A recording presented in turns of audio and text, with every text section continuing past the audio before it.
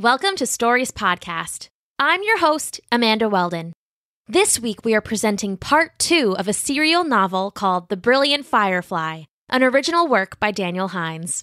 Over the next few weeks, we'll be presenting all of Book 1, Reborn. Thanks! Enjoy the episode! The Brilliant Firefly, Reborn.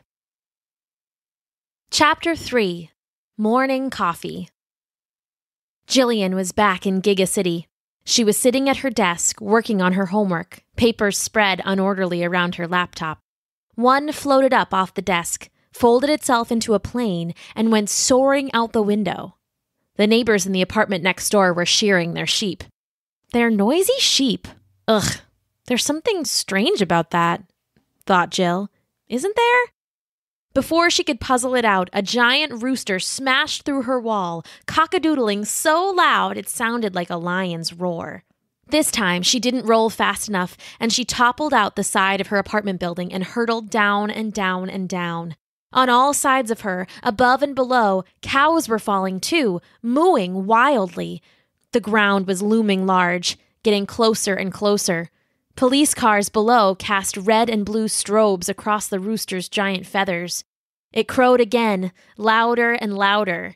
The ground was speeding up. A cow mooed, a sheep baaed. The rooster crowed again and again and again, and... Jill jerked awake. She was tangled in her blankets in the small room at her grandpa's house.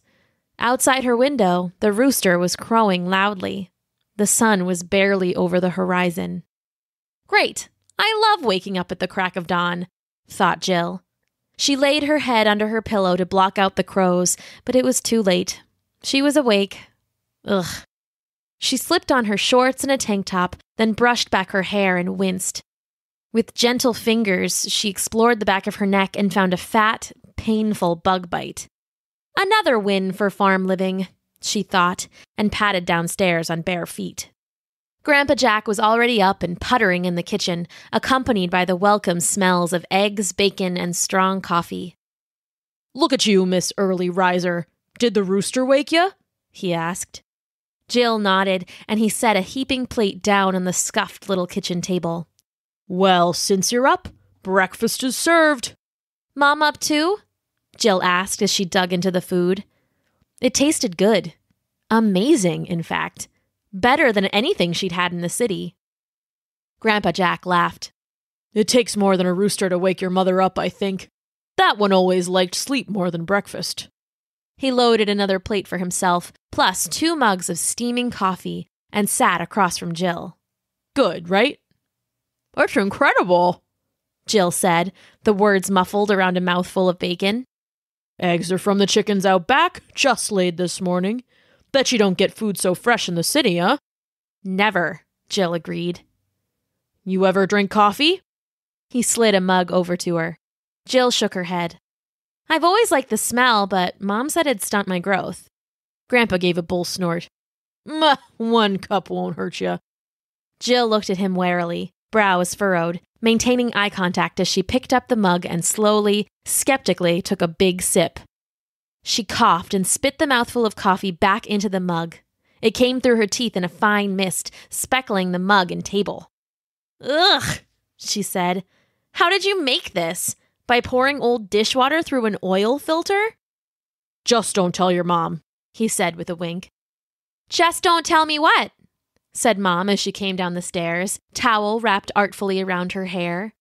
Her eyes swept over the table, pausing on the coffee mug, still dripping with spit. "Dad, tell me you didn't give her coffee." "I didn't give her coffee." "Oh, so you have 2 cups for yourself?" "Yup, sure do." "Then drink one." Gramps reached for his own pristine cup. "The other one," Mom said with a smile. Gramps grimaced, his eyes promising revenge on mother and daughter alike, and then he drained the spit-dotted mug in one long gulp. Not one for half measures, he then took his own mug and drained that too. The battle won, he turned his attention back to Jill. "After breakfast, I gotta head into town, run a few errands. You want to come with?" Jill nodded. Town sounded like civilization. Maybe they would even have internet. "Can I take a shower first, though?" Grandpa Jack looked at his wristwatch with exaggerated slowness. Oh, I suppose we can fit a shower into our busy schedule of errands, lunch, and dinner. There's a bucket out back by the well pump. You fill that up, hang it from a hook in the barn out by the horses, and go to town. You can even use the horse brush on that mane of yours if you'd like. Horses won't mind. Jill gaped at her grandpa, a piece of bacon falling from her open mouth. I'll just run away, she thought. I'll start walking into the corn, and I won't stop until I hit indoor plumbing.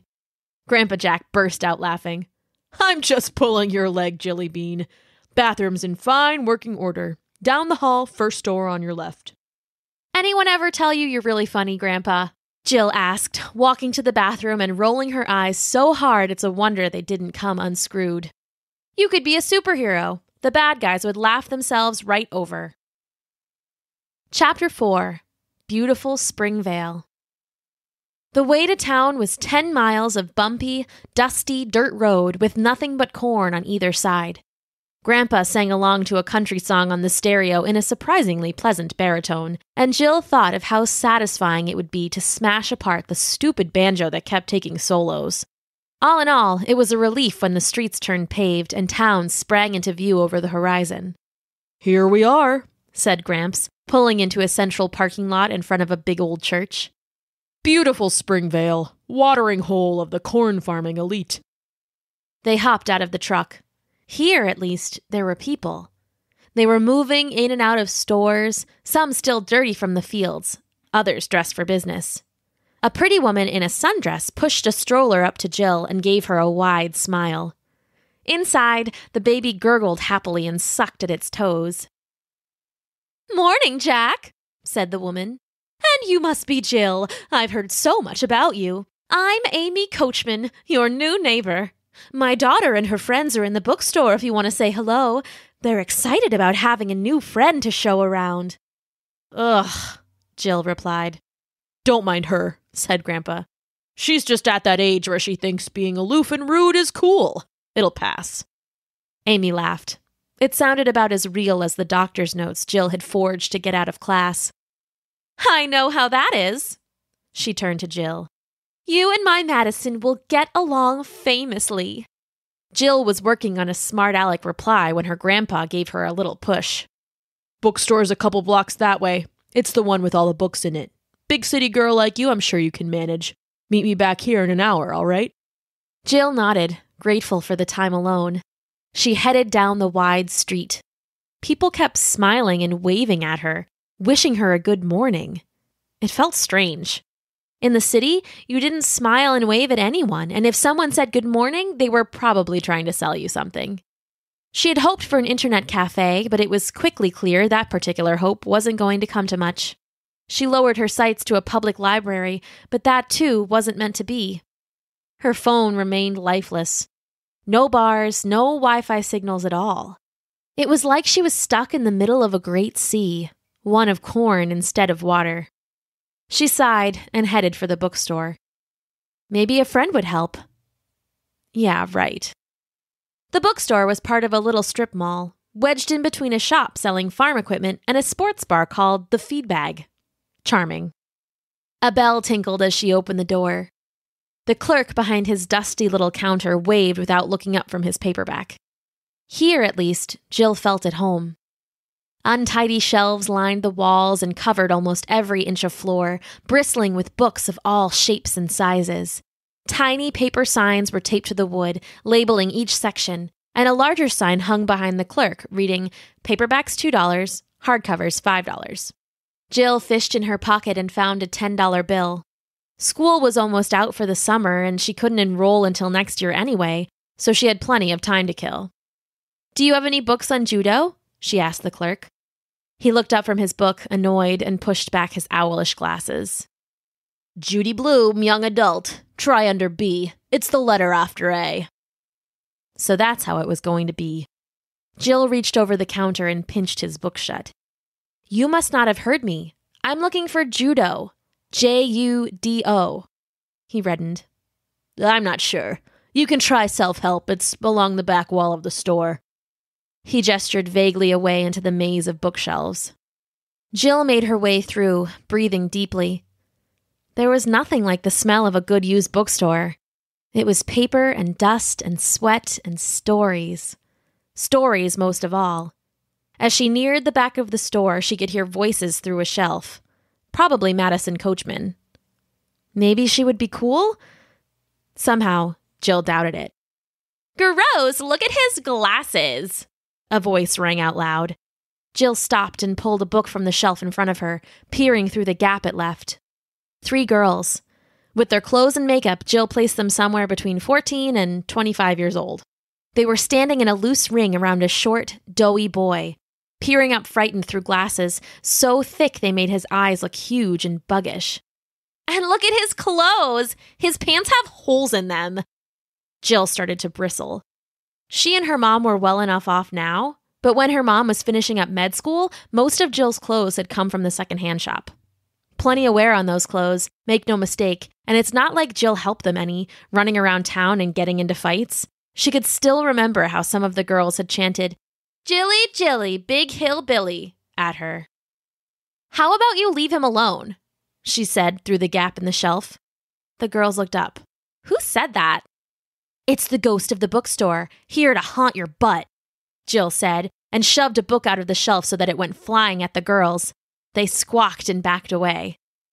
"Madison, let's go," said one of the girls. "I don't want my butt haunted." Madison huffed and came around the edge of the shelf. "It's just some dumb girl." "Look who's talking," said Jill.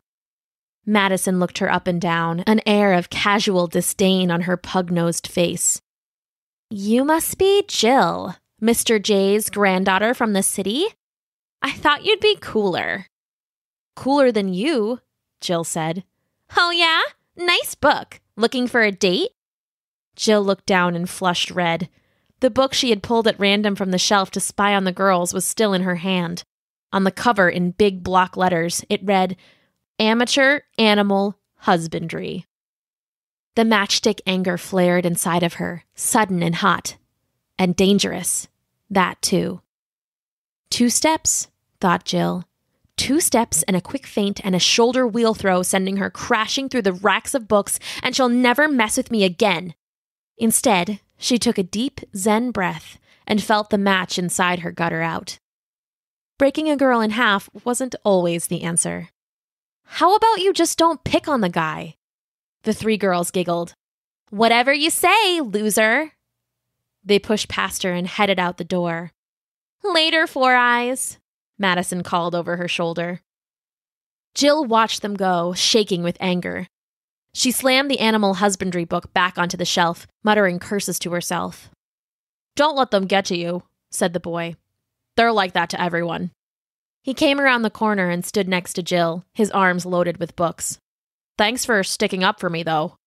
"Don't mention it," Jill said, plucking the top book of the boy's stack. "Advanced Boolean functions, huh?" The boy sighed. "Go ahead. Call me a nerd like everyone else."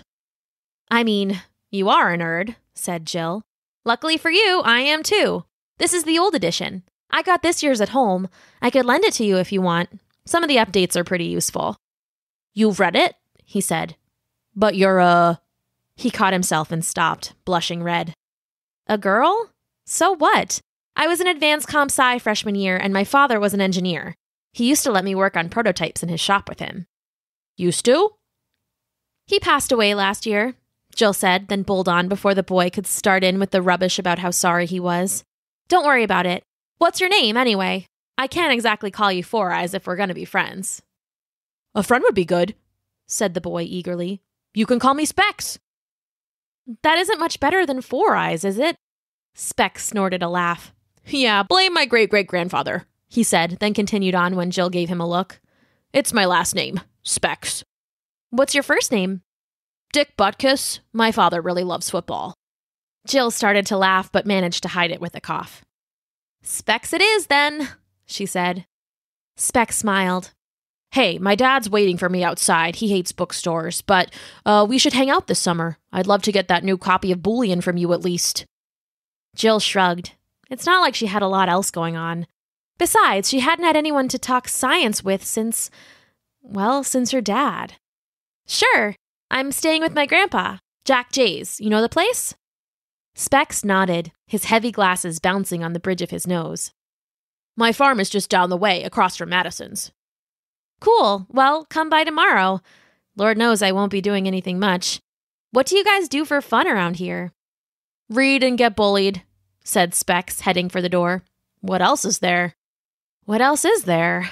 Thought Jill. She very much hoped to find an answer to that question. Chapter 5: Strangers and Secrets. Left to herself, Jill browsed around the store for a while. There wasn't anything on judo, but she did find an old paperback hand-to-hand combat manual titled MCMAP. The title had been scratched out and someone had written Semper Fu underneath, but it looked to have some interesting maneuvers inside. She bought that, along with an old engineering textbook and a C++ programming guide to refresh her memory. The clerk even gave her the McMap book free by way of apologizing for being rude to her earlier. She told herself that the textbook and the programming guide were just to make Mom happy, but the truth was, seeing Specs with his arm full of books had woken a thirst in her. One she had been trying to suppress since that night her dad had failed to come home from work. Books purchased, she decided to spend the rest of her free hour wandering around Springvale. She would still wince when strangers gave her big, friendly waves, but she managed to find a general store where she bought a bottle of juice and a blow pop. After that, she continued wandering to the edge of town, where she found a boarded-up old building with a sagging farmer's porch. It looked pretty rough, but the porch had a wooden bench and a table, and it was out of the sun. Better yet, no one was around to bother her. She carefully climbed up and eased herself onto the bench. It was comfy there, with an early summer breeze rolling by. A perfect spot to read a while. She was a chapter into the engineering textbook when she heard the voices. It took her a moment, but she realized they were coming from inside the abandoned building, leaking out of the cracked walls. Eavesdropping is a terrible habit. That's what her mother always said. Then again, Jill had never much listened to her mother where manners were concerned. This is the real deal this time? I swear if you brought me another Russian knockoff, said the first voice. No, this is the real deal, said the other voice. U.S. Tech. This is straight from the spooks, man. The spooks. Hot enough to fry an egg on, too. If you're angling for extra cash, forget it. You got paid up front. Not my problem if you overestimated yourself. Hey, I got it, didn't I?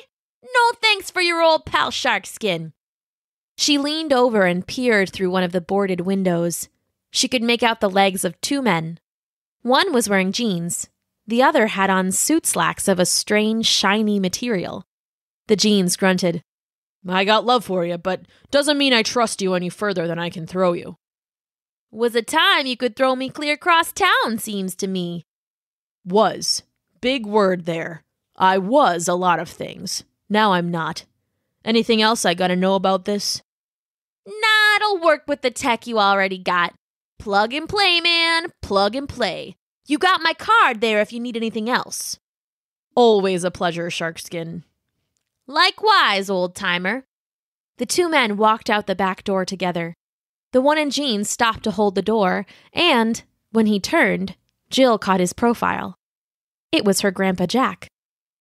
She sat back down fast. Did he see her? What was he doing? What could he possibly be buying that had tech? He didn't have anything more advanced than a dial-up modem at home. Maybe it's a piece of farm equipment? Except that Grandpa didn't really farm, just kept a handful of animals for the company. He didn't even have a tractor, just his old pickup for hauling hay. Maybe it was a surprise? Maybe he was picking her up some kind of computer. In an abandoned building. From a man named Sharkskin. Somehow that didn't seem likely either. Gotta play it cool, thought Jill. If I ask and it's something interesting, he'll deny it. Jill ran from the porch, weaving through buildings, and managed to beat Grandpa Jack back to his truck. She leaned against it, doing her best to slow her breathing and look bored. A minute later, Grandpa came ambling into the parking lot, a grocery bag in one hand. Been waiting long? He asked, throwing the bag into the bed of the truck and then unlocking the doors. Just a few. I found the bookstore. Too hot for you? He nodded at her forehead. Jill reached up and felt a trickle of sweat from her sprint back to the truck. Guess so. I'm used to shade from all the buildings, I guess. Too much open sky here. See anything interesting? Jill felt her pulse quicken. Had he seen her?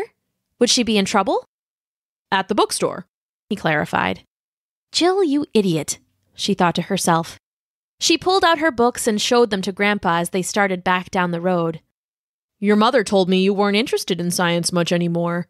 If that's changed, might be I could teach you a thing or two. I was a pretty handy engineer back in the day. Jill thought of all the hours she'd spent with her father in his shop, getting the code just right, getting the mechanics in place, the beautiful poetic motion when it all came together and their little robot had taken his first steps. Without realizing it, she started to cry. A tear slipped down and she tasted it salty on her lips. Sorry, Grandpa. I don't think I'm ready for that yet. He looked over at her, face unreadable. Maybe you're not, at that, he said, and let it drop. They pulled into his driveway a minute later. I'm going to go give the horses their snack, he said, hefting the grocery bag. You head inside and tell your mom to get the kettle going. I'm making a stew for dinner. Jill nodded and pretended to head inside. As soon as Grandpa was in the barn, though, she spun and padded after him, quiet as she could. She watched him cross the barn, ignore the horses, and step through a door into the barn's squat little silo. What was he doing? After a minute, she went after him. Every footstep seemed to echo like a drum, and when a horse whinnied at her, she nearly leapt out of her own skin. She got to the silo door and took hold of the knob. She couldn't shake the feeling that she was in over her head. You're being silly, she told herself. It's just Grandpa Jack. Just Grandpa Jack, who met with a man named Sharkskin, bought a piece of government tech in a sketchy building and lied about it. Her more skeptical side answered back. She opened the door. It squealed on the hinges like an injured bird, but it didn't matter. The room beyond was completely empty. Nothing but a rounded wall and a hard, dirty floor. No doors, no windows, no Grandpa Jack. To be continued.